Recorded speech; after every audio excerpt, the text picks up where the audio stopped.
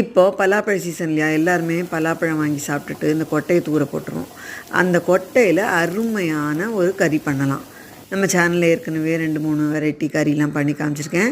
இந்த கறிக்கு 2 கைப்பிடி அளவு பலாக்கொட்டையை நல்லா அலம்பி ஈரம்புகை தொடச்சிட்டு ஒரு கவரில் சேர்த்து குழவிக்கல்லால் தட்டும்போது இந்த பேப்பர் மாதிரி இருக்கிற மேல் தோல் தனியாக வந்துடும். தனியாக எடுத்தாச்சு.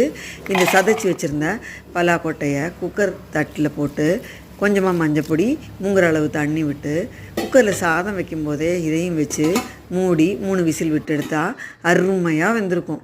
இதை தாளிக்கிறதுக்கு தண்ணியை வடிச்சிட்டு 1 டேபிள் ஸ்பூன் தேங்காய் எண்ணெயில் கடுகு, உளுத்தம்பருப்பு, ஒரு மிளகா வத்தல், பெருங்காயம், கருவேப்பிலை சேர்த்து தாளிச்சிட்டு இந்த வெந்த பலாக்கொட்டையும் சேர்த்து உப்பு, மிளகாத்தூள் சேர்த்து நல்லா வதக்கினா சூப்பரான அருமையான பலாக்கொட்டை மெழுக்கு பரட்டி ரெடி.